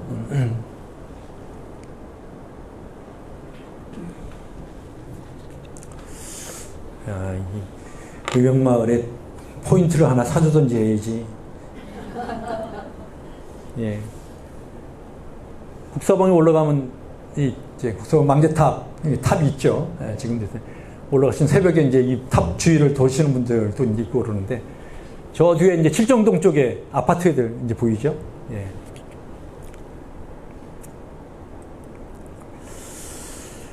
춘천에서 3.1 만세운동이 제일 먼저 일어난 곳은 춘천 농업학교 학생들이었다고 합니다. 강원도에서 만세운동이 제일 처음 시작된 것은 철원이라고 이렇게 공식적으로 이제 밝혀져 있는데, 3월 10일 날부터 시작됐다 하는데, 근데 춘천 농업학교 학생들의 증언에 의하면은 3월 7일 날부터 그 만세운동이 있었다. 춘천 농업학교 학생들이 그런 얘기가 있습니다. 그래서 조회 시간에 운동장에서 학생들이, 이 김병환이라고 하는 분이 춘천 농업학교 졸업생인데 서울에서 만세 시위에 참여하고 독립선언서를 가지고 춘천에 와가지고 본인이 몸을 기숙하던 그쪽 동네에 와서 춘천 농업학교 학생들을 만나가지고 여기 김종식이라든가 유재하, 정만식, 김영한, 김주경 이런 분들을 이제 만나서 만세운동 시위를 이제 모의를 하고, 그래서 3월 7일 조회 시간에 이제 만세 시위를 하기로 그렇게 이제 결정을 했습니다. 근데 미리 교장선생님이 알아가지고 학생들을 말렸는데도 불구하고 만세 시위가 있었다고 합니다. 당시에 춘천 농업학교는 지금 그 춘천시청 별관이 있는 거기 그 춘천 여고 자리, 거기가 춘천 농업학교가 있었던 자리입니다. 춘천 농업학교가 이제 거기 있다가 지금 봉희 초등학교 쪽으로 옮겨갔다가 그다음에 강건도로 이제 가게 됐죠. 춘천 농업학교 학생들이 만세를 부르니까 그 건너편에 있었던 대각선으로, 지금 그 옛날 춘천 문화원이 있어, 춘천시청 뒤쪽에 그 옛날 춘천 문화원 건물이 있죠. 그 주변에 정명여, 기독교에서 정명여학당이라고 하는 학교가 있었다고 합니다. 근데 여학당에 기숙사에 머물고 있던 여학생들이 같이 만세 부르고 했다라고 하는 그런 이제 기록이 있습니다. 그래서 그 일로 인해서 춘천 농업학교는 3월 10일부터 일주일간 휴교 조치를 당했었고, 한 20여 명이 이제 연행됐다가 훈방 조치로 다 이제 석방이 됐습니다. 예, 춘천의 만세 운동은 사실 이제 일찍부터 이제 있었어야 되는데, 서울에서 3.1 만세 운동이 준비되어지면서 천도교 쪽에서 그 독립선언서를 인쇄를 해서 천도교의 각 그 교구를 통해서 전국에다 배포를 했습니다. 강원도 쪽은 철원, 평강의 천도교구를 통해서 독립선언서가 배포가 됐어요. 그래서 각 지역으로 배포됐는데, 춘천은 철원을 거쳐서 이 임종환 신윤철이라고 하는 분이 춘천에 이제 독립선언서를 가지고 와서 150매를 가지고 춘천에 왔는데, 춘천에 와서 원래는 이제 저기 동면에 감정리 어디냐? 예, 동면 감정리 쪽에 그 천도교가 천주교 아닙니다. 천도교, 동학계 천도교가 이제 있었는데 거기에 이제 전달해야 되는데 춘천에 저녁에 오니까 거기에 미처 가지 못하고 요선동 쪽에서 아마 춘천 여인숙에서 잤던가 봐요. 그런데 불신검문에 걸려가지고 그 독립선언서를 다 빼앗겨 버린. 그래서 춘천에 독립선언서 전달되지 못했어요. 그래서 그 이후에 이제 춘천 사람들 자체적으로 독립선언서를 만들어서 만세운동을 했습니다. 먼저는 3월 27일 날 그 청평리, 저기 청평사가 있는 청평리 주막거리에서 김봉이라고 하는 분이 이제 주도해가지고 거기서 이제 만세운동을 했다라고 하는 그런 기록이 있습니다. 그리고 본격적으로 만세운동이 있었던 것은 3월 28일 날, 그러니까 강원도 지역 대체적으로 이제 그 장날 만세운동이 이제 있었습니다. 장터에서 이제 만세운동이 있었는데, 춘천도 춘천 장터, 당시에 이제 춘천장은 지금 현재 그 요선시장 쪽이죠. 그래서 그곳에서 넘어가면 안 돼요. 예, 다시 돌아. 예. 그래서 천도교 춘천교구장이 이제 이준영, 이분은 좀 이따 이제 기념비도 나오지만은 의병 때, 동학 그 농민혁명 때도 참여하셨던 분이에요. 그리고 의병이 일어나니까 춘천의병에도 참여하셨던 분이고, 그리고 3.1운동이라니까 3.1운동에 적극적으로 이제 주도해 갔던 그런 분입니다. 그래서 이분이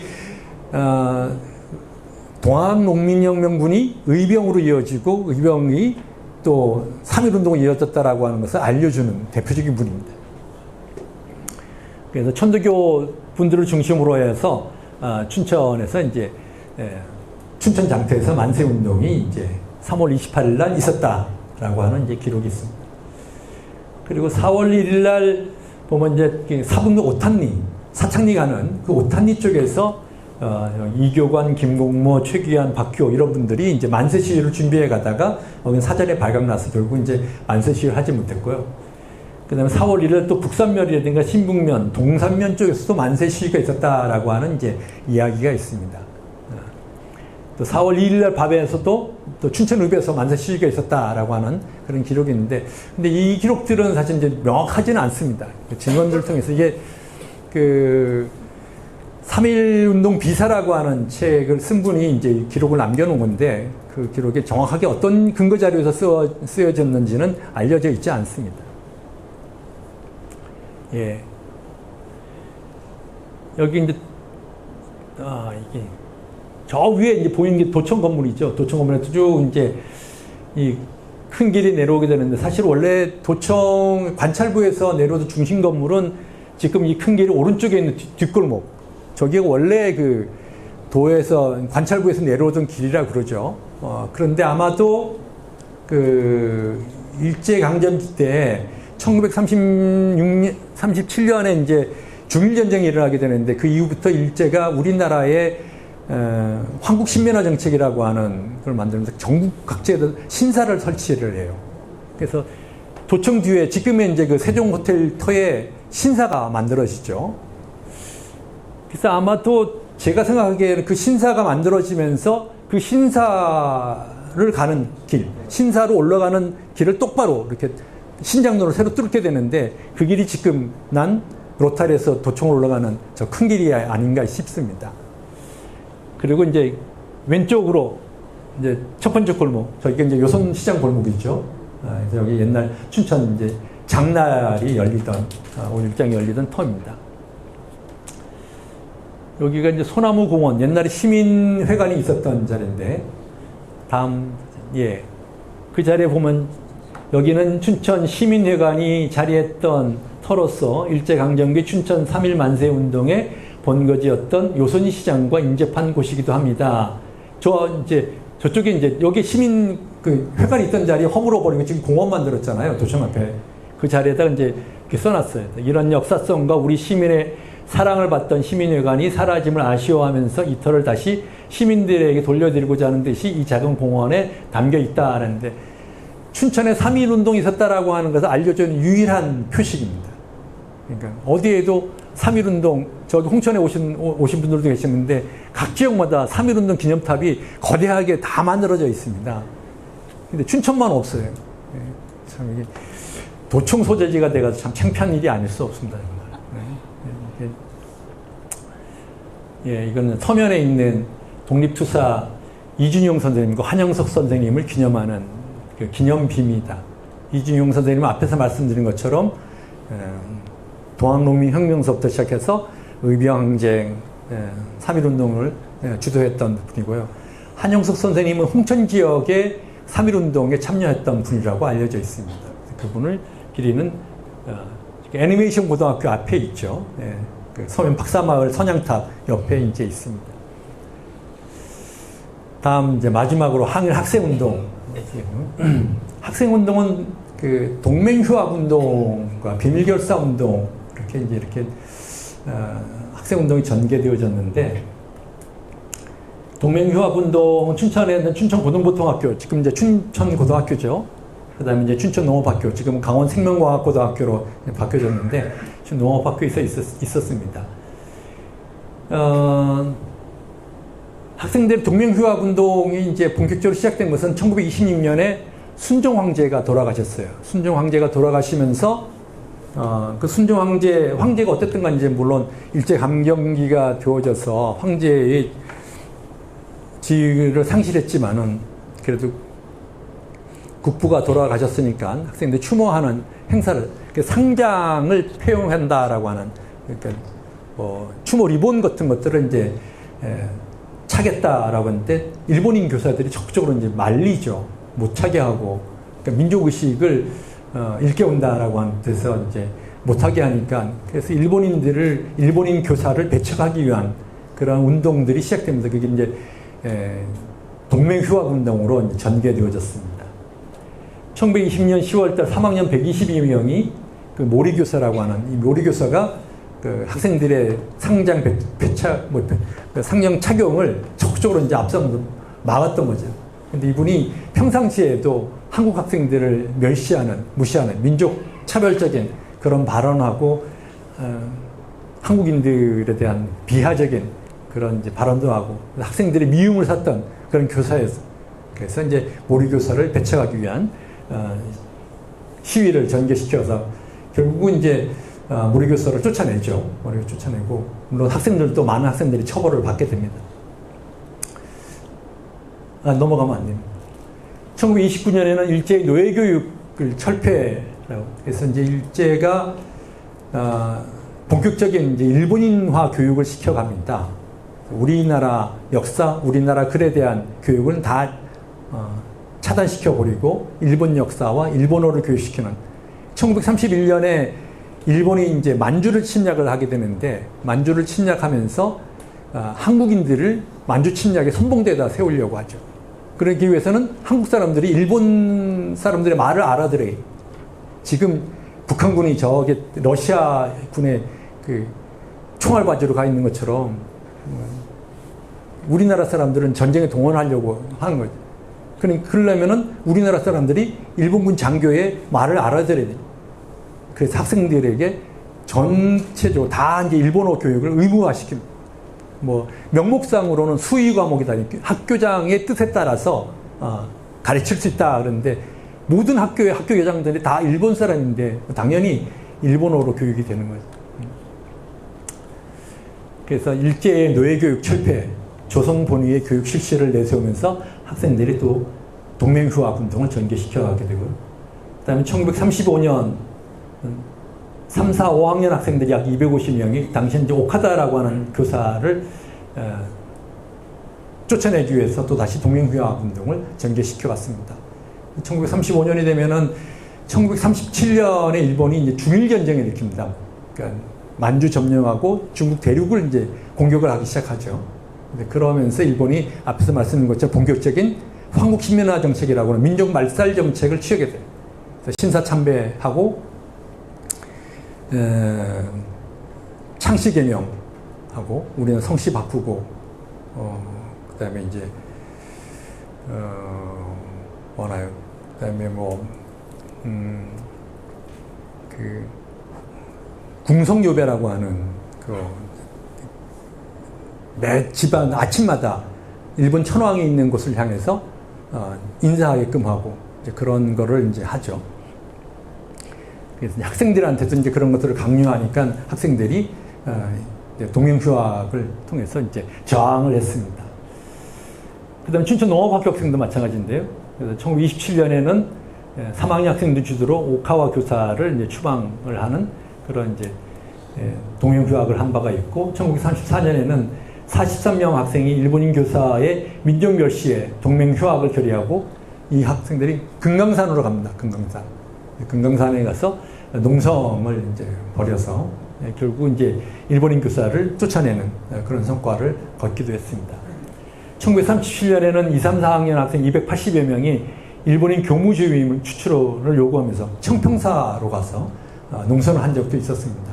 이때는 아마 당시에 그 춘천 농업학교에 일본인 교장이 있었는데, 일본인 교장 선생님 오히려 좀 학생들한테 그 친절하고 또 학생들을 이해하고 도와주려고 하는데, 이 교무주임은 아주 악랄한 교무주임에서 이 조선 사람들한테 그 우호적이었던 이 교장 선생님을 쫓아내기 위해서 이 교무주임이 교장 선생님을 어떤 악의적인 꾀임에 이렇게 빠뜨리게 하는, 그래서 교장 선생님을 이제 쫓아내려고 하는 그런 이제 그 움직임을 해서 하고 있었어요.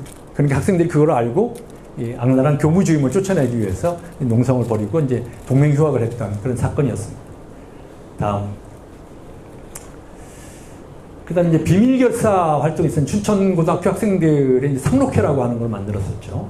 1937년에 춘천고등부터학교의 비밀결사가 만들어져서 강령을 보면은 회원으로서의 자기완성, 지도자로서의 책임완성, 단결력 배양, 이런 강령을 내세우는데, 결국은 일제의 침략, 일제가 중일전쟁을 일으키면서 학생들을 이제 동원하려고 하는데, 그 일제에 저항해서 민족 독립을 쟁취하자라고 하는 그런 이제 뜻을 가지고 활동을 합니다.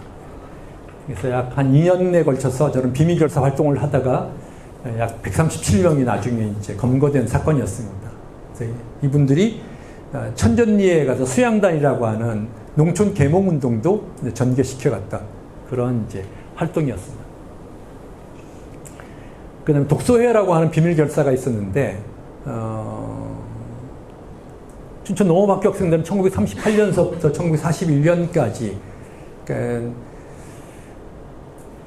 춘천중학교는 이제 1938년에 춘천고등보통학교 이름이 춘천중학교로 바뀌게 됩니다.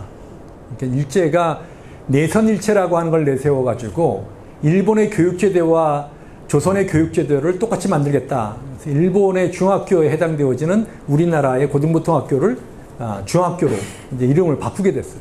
그래서 춘천중학교라고 하는, 그러니까 지금 이제 춘천중학교하고는 다른 학교입니다. 춘고예요. 춘고인데, 춘천중학교는 여기서도 이제 1939년서부터 41년까지 이 독서회 활동이 있었는데, 이 독서회 활동에서 주로 한 것이 사회과학 및 일반 서적을 윤독하여 사회 견문을 넓힌다. 일제의 식민지 교육 정책을 반대한다. 일본 제국을 타도하고 조선 독립을 쟁취하는 데 앞장선다. 라고 하는 강령을 가지고 이 독서회 활동들을 하게 됩니다. 특히 이제 춘천 같은 경우에는 그 목령 여운영 선생님이 이제 자주 와서 학생들을 만나고 학생들에게 민족의식을 고취하고 이제 그런 그 활동을 하셨다고 해요. 그 영향을 받으면서 이 학생들의 비밀결사 단체들이 만들어져서 활동을 이제 했었습니다. 그 다음 춘천의 학생운동에 이제 또 하나 백이동맹이라고 하는, 이 백이동맹이라고 하는 것은 김화에서 만들어진 김광수라든가 양일민 이런 분들이 이제 비밀결사 조직을 이제 만든 것이 백이동맹입니다. 1940년대 말에 44년쯤 이제 만들어지게 되는데, 이제 일제가 패망하기 직전이죠. 그래서 우리나라 사람들도 곧 이어서 일본이 이제 망한다라고 하는 것을 이래저래 이제 당시 사람들은 알고 있었나 봐요. 그러니까 보면 뭐 여운영 선생님도 건국준비위원회 이제 만들고 그러는 거 보면은 당시의 사회 분위기가 우리나라도 일본이 곧 망한다라고 하는, 패망한다라고 하는, 태평양 전쟁에서 진다라고 하는 것들을 어느 정도 이제 느끼고 있었던 것 같습니다. 그래서 이분들도 이제 그러한 그 일제의 패망을 앞당기기 위해서 국내에서 우리는 그 일제를 몰아내기 위한 어떤 그 폭력 조직을 만들어야 된다. 이제 이런 활동을 했어요. 밑에 다시 돌아가 주세요. 밑에 투쟁 목표를 보면은 일제히 패망을 촉진하기 위해서, 저기도 없잖아요. 하기 위해서 국내에서 사보타지와 소요를 주도한다. 그래서 이제 소요를 일으켜가지고 일제가 국내에 혼란스럽게 만든다 그런 얘기죠. 국내에도 투쟁 세력이 엄존함을 알리고 민족의 사기와 나아가 민족의 봉기를 유도한다. 그러니까 당시에 뭐 1930년대 이후가 되면은 사실 우리 국내에서는 독립운동이 이렇게 공식적인 독립운동이 거의 없잖아요.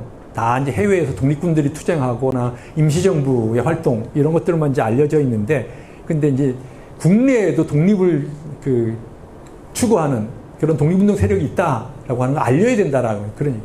그래서 백의동맹이라고 하는 거 만들었는데, 백의동맹은 거대한 조직으로 움직인 것이 아니라 세포 조직으로 움직였습니다. 그래서 직접 만나서 뜻을 맞는 사람들 동지를 결성하고, 그 동지를 결성하면 또 다른 동지를 만들고, 그러면서 자기가 만든 동지들끼리도 서로 연락을 안 해서 누가 백의동맹에 가입했는지 안 가입했는지도 모르게 하는 그런 이제 활동을 전개시켜요. 그래서 그 중에 이제 춘천사범학교, 지금의 춘천교육대학교죠. 춘천사범학교의 학생들이, 이 사람들은 백의민족 해방단이라고 하는, 다시 돌아가 주시겠어요? 백의민족 해방단이라고 하는 조직을 만들어가지고 보면은 김철현, 여미태, 김영진, 박형원, 정인호 이런 4학년 학생들, 이 사람들은 밑에 또 나대식, 박성준 이분들도 각자 백의민족 해방단이라고 하는 것을 만들어서 활동을 했어요. 그러다가 이제 그 김하 쪽에서 이제 1945년 3월달에 발각이 되면서 이분들은 1945년 3월달에 이제 춘천 사범학교 학생들이 이제 발각이 됐어요. 졸업식장에서 다 체포가 됩니다. 그래서 이제 결국 이제 활동하다가 뭐 해방을 맞이하지 못하고 이제 다 감옥에 가는 그런 상황이 되어졌죠. 예, 다음. 어딘지 아시겠나요? 예, 충고입니다. 예, 충고. 저 오른쪽에 이제 캠페이지, 예, 충고 들어가면서 여기 이제 그 상록탑이 있습니다. 다음 사진. 예, 춘천 교종의 상록회 운동을 기념하기 위해서 상록탑을 이렇게 세워놨습니다. 이게 춘천고등학교 학생들의 항일 독립투쟁을 기리는 기념탑이죠. 지금도 이제 꾸준하게 행사를 하고 있고, 근데 뭐 교내에 있다 보니까 시민들이 찾아보기도 사실 일부러 찾아가지 않으면 볼 수 없는 그런 상황이죠. 다음. 예, 이건 이제 춘천농업학교에 있는 춘천농업학교 학생들의 항일 기념탑입니다. 그래서 이게 춘천농업학교 그 앞에 이제 현관 앞에 있었는데, 저쪽 오른쪽 끝에 이제 그 개울 둔덕에 이제 가 있습니다. 지금 이렇게 보신 것처럼 춘천농업학교에 그 항일운동 기념탑이 이제 만들어져 있어서 기념 행사를 하고 있는데, 여기도 이제 춘천농업학교 졸업생들을 중심으로 해서 주기적으로, 정기적으로 매 1년에 한 번씩 이제 기념 행사를 하고 있습니다. 예, 마지막으로 이제 이거는 저기 강원도 항일 애국 선열 추모탑입니다. 예, 그래서 소양댐 밑이죠. 여기 소양댐 밑에 내려오다 보면 이제 최근에 이제 이 기념탑이 저기 중도에 있었는데, 중도에 레고랜드가 만들어지면서 이 소양댐 밑에 이 털을 이제 얻어가지고 여기다 이제 세웠습니다. 앞에 있는 건물은 이제 광복기념관이라고 강원도 광복회 강원도 지부에서 기념관을 하나 이제 최근에 올해인가요? 올해 이제 개관을 하는 거고, 뒤쪽에 이제 강원도 항일애국 선열 기념탑, 이 탑이 이제 만들어져 있습니다. 그래서 이렇게 해서 이제 강원도의 전체적인 항일애국 선열들을 기념하기 위한 그런 추모탑이 이제 만들어져 있습니다. 이 정도가 지금 이제 그 춘천에 있는 그런 항일 애국 시설, 항일 독립운동의 기념 시설들입니다. 근데 이제 앞에서 말씀드린 것처럼 뭐 이러저러 이제 몇몇 시설들이 있긴 하지만은 개인적인 시설이거나 좀 부분적인 그런 시설들이 조성되어 있지 전체적으로 춘천의 의병을 기념하는 또는 3.1운동을 기념하는 또 학생들을 기념하는 그런 공식적인 어떤 그런 기념시설은 전혀 없다. 그래서 좀 안타까운 그런 상황이다. 그래서 우리가 이런 것들을 앞으로 좀 생각해 봐야 되지 않겠는가라고 하는 겁니다. 항일 독립운동 기념시설을 앞으로 우리가 없으니까 만들어야 될 거 아니에요. 그죠? 예, 다른 지역처럼, 우리, 뭐, 춘천에 공터가 없는 것도 아니고, 예, 좀 기념시설 만드는 데 돈이 많이 들어간 것도 아니고, 예, 오늘 또 제가 춘천문화재단 이사회에 갔다 오면서 춘천문화재단 한 해 그 예산만 한 280억 정도가 돼요. 어마어마한 돈이 쓰여지잖아요. 근데 그 대체적으로 다 문화예술 분야에 돈이 투자되죠. 이런 역사 문화 분야는 제가 쭉 눈치 찾아온 우리 춘천 의병마을에서 하고 있는 의병축제 행사가 유일한 역사 행사. 나머지는 다 그냥 일반 그런 문화예술 행사들이어서 야, 이거 좀 춘천도 역사 문화 행사도 좀 많이 좀 만들어야겠다라고 하는 그런 생각을 했습니다. 또 하나가 항일 독립운동 기념시설에 대한 안내 홍보도 잘 안 되고 있다. 다른 지역에 가면은 뭐 아무리 그 조그만 시설이라도 도로 표지판에 그 문화재 안내 표지판 그 고동색 같은 거로 이렇게 표시해 놓잖아요. 다 돼 있습니다. 근데 춘천은 한 군데도 없어요. 그런 표시를 해 놓은 여기가 뭐 어디에 춘천 그 독립운동 사적지가 있다라고 하는 것이 표시가 된 곳이 한 군데도 없어요. 이런 것도 좀 춘천의 역사 문화 행정에 좀 심각한 문제다. 항일 독립운동 기념시설 묘역 관리 문제.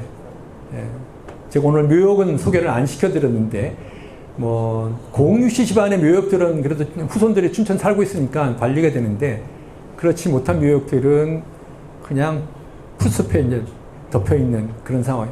그래서 이제, 지난 7일날 이제 그 열려고 했던 유적 관리 어떤 행동, 모임을 이제 만들려고 했던 건데, 지금 이제 수년이 되어졌는데, 정부에서 못하면 우리라도 실질적인 실태를 봐온 우리라도 좀 나서서 관리를 하자라고 하는 그런 측면에서 이제 모임을 만들려고 하고 있는 겁니다. 기념시설에 대한 교육 및 활용도 전혀 안 이루어지고 있다. 제가 중국에 답사를 다니면서 부러운 것 중에 하나가 그겁니다. 중국은 그런 항일 애국 시설의 모든 시설이 다 애국 교육 시설로 지정이 되어 있습니다. 그래서 그 지역 학생들이 그 애국 교육 시설을 현장 답사하고 추모 행사도 하고 그렇게 이제 활용하도록 되어 있어요.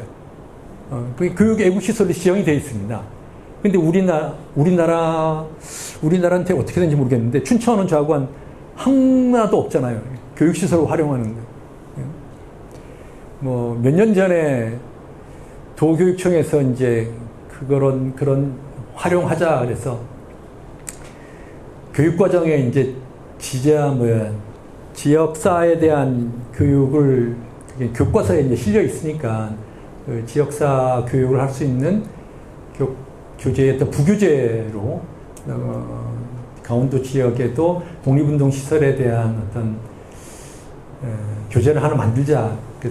저도 이제 참석을 해서 선생님들이 동원돼서 이제 만든 적이 있었는데 그 책을 뭐 어떻게 활용하는지 잘 모르겠어요. 만들긴 만들었는데 전혀 활용되는 것 같지는 않고 또 그게 다 지역별로 그게 만들어져야 됩니다. 춘천은 춘천대로. 그래야 활용이 더 되지. 강원도 전체 지역을 만들어 놓으니까 뭐 각 지역별로 한두 개씩 이렇게 들어가 있어서 그게 지역별로 지역사 교재로서 적합지는 않다 이렇게 생각이 되는데 어쨌든 간에 우리가 좀 학생들한테도 이런 시설들을 좀 알리고 조상들에 대한 또 우리가 뭐 내일 우리 의병마을이 고성의 동방중학교에 가서 역사 신앙송 하면서 이제 역사를 왜 공부해야 되냐 뭐 이런 행사를 한다고 하는데 정말 우리가 후손들한테 자라나는 학생들에게 우리 민족의 걸어온 길, 또 그런 조상들의 희생 이런 것들을 좀 바로 교육시켜야 될 그런 필요도 있다. 그것이 우리가 역사를 배우는 중요한 목적이 아닐까 그런 생각을 해보게 됩니다. 그래서 오늘 사적지를 쭉 돌아보면서 우리가 춘천에 사니까 물론 여러분들은 더군다나 이제 춘천에 많은 애착을 가지고 있고 또 함께 활동을 하고 계시고 그래서 여러분들 더 이제 앞으로 적극적으로 나셔서 함께 하셔야 될 것 같고 또 참여하지 않으신 분들을 독려해서 함께 할 수 있는 그런 계기도 만들어야 되지 않을까 이렇게 생각됩니다. 그래서 올해 사업은 이제 이렇게 끝나지만은 내년에 또 계속돼서 또 사업이 이어집니다. 내년에도 열심히 참석해 주시고 또 함께 이런 일들에 동참해 주셨으면 좋겠습니다. 오늘 제 얘기는 여기서 마치도록 하겠습니다.